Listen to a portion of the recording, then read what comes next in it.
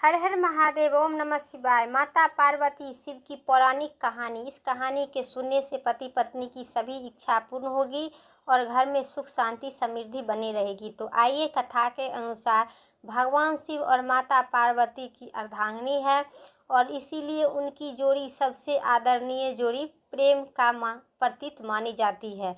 लेकिन एक बार भगवान शिव माँ पार्वती से इतने ज़्यादा क्रोधित हो गए कि उनके श्राप दे दिए। तो आइए, पौराणिक कहानी के अनुसार विस्तार से पौराणिक कथा के अनुसार माता पार्वती ने 108 जन्म में घोर तपस्या के बाद भगवान शिव को पति के रूप में पाए थे।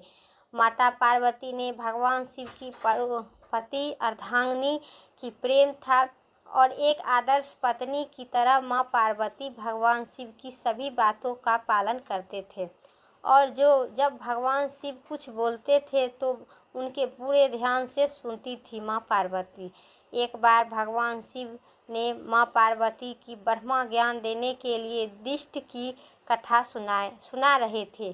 कथा सुनते सुनते माँ पार्वती किन्हीं दूसरे विचारों में खो गए। जैसे ही भगवान शिव के इस बात पर एहसास हुआ कि माँ पार्वती उनकी बातों पर ध्यान नहीं दे रहे हैं, तब उन्होंने माँ पार्वती से पूछा कि क्या आप मेरे द्वारा सुनाई जा रही है कथा सुन रही हैं? लेकिन माँ पार्वती कहीं खोई हुई थी, इसलिए उन्हें भगवान शिव के सवालों का कोई उत्तर नहीं दिए।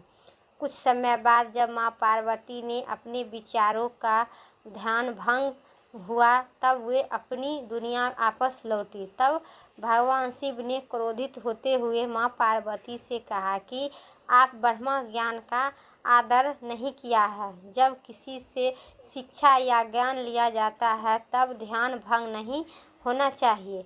अगर ऐसा होता है तो वे दंडनीय है, दंड का प्राप्त है। इसके बाद भगवान शिव ने दंड रूपी माँ पार्वती को श्राप दिए कि आपका जन्म किसी मछुआरे के परिवार में होगा। माँ पार्वती अपनी गलती का एहसास हुआ, पर जब तक हुआ काफ़ी देर हो चुका था तब, और भगवान शिव ने उनका श्राप दे चुके थे, काफ़ी देर हो चुका था। उसके बाद माँ पार्वती बहुत पछताते रहें और बहुत ऐसे क्रोधित हुए, बिलखते रहे। लेकिन भगवान शिव न एक बात ही न मानी, क्योंकि इस धरती पर जो भी भगवान है या मनुष्य जो गलती दंड योग काम करेगा उसे दंड। अब दुखी में डूबी हुई माँ पार्वती मछुआरे के एक गांव में पहुंची। इस गांव में मुखिया की कोई संतान नहीं थी।